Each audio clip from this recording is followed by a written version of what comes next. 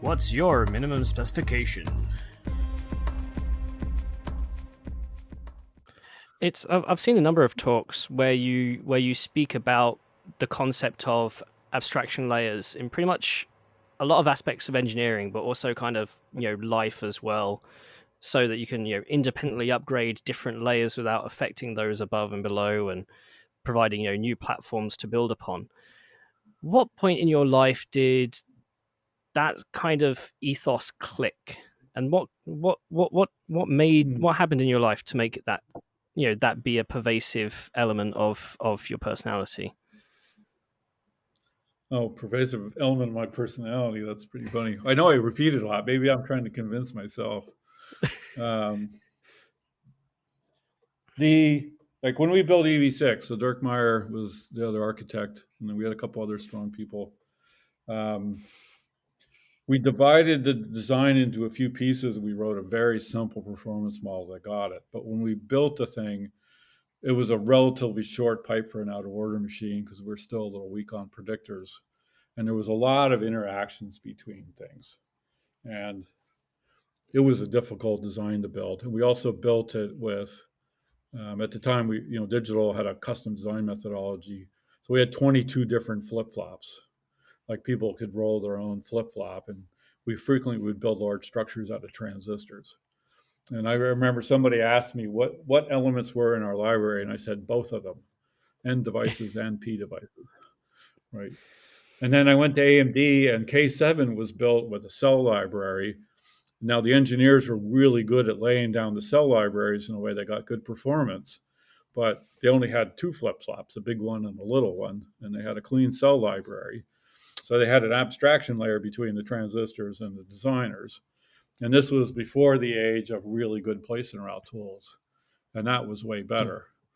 And then the interface that we built on EV6, which was later called the S2K bus, because we licensed it to AMD, had a lot of complicated transactions to do snoops and loads and stores and reads and writes and all kinds of stuff. And a friend of mine who was at Digital Research Lab, I explained how it worked to him one day. His name is Kurosh Garatzlu. He went to Google later and became one of their security gurus. Like he listened to me and he just shook his head. He's like, Jim, that's not the way you do this. And he explained how virtual channels worked and how you could have separate abstract channels of information, right? And you get that right before you start encoding commands and saying what a wire does when it wiggled.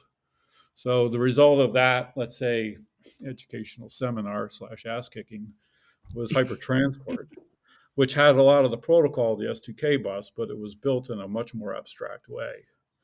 So I would say that was probably my move from AMD to or digital to AMD, where we had the ideas of how to build high performance computing, but the methodologies were, like, say, integrated. Like transistor up to architecture was literally could be the same person. Yeah. And at AMD, there was architects, micro architects. The RTL people write Verilog, but they literally translated it to gates, and the gate library people. It was much more of a layered approach. And K7 was quite a fast processor. And our first swing at K8, we kind of went backwards because Bruce Gieske was my favorite circuit partner at the time. He and I could talk about big designs, but we saw it as transistors. But that's a complicated way to build computers. And and since then, I've been more convinced like the abstraction layers are right. You don't overstep human capability. That's the biggest problem, right? If you want to build something bigger and more complicated, you better solve the abstraction layers because people aren't smarter. And if you put more than 100 people on it, it'll slow down, not speed up. And so you have to solve that problem. If you have more than 100 people, you need to split it into two abstraction layers, Yeah, maybe. yeah, exactly. And there's reasons for that. Like human beings are really good at tracking. Your inner circle of friends is like 10, 20 people. It's like a Mm. close family, right? And then there's this kind of 50 to 100, depending on how it's organized, that you can keep track of. But above that, you Yes. read everybody outside your group of 100 people as semi strangers. And so there you have to have some different contract about how you do it.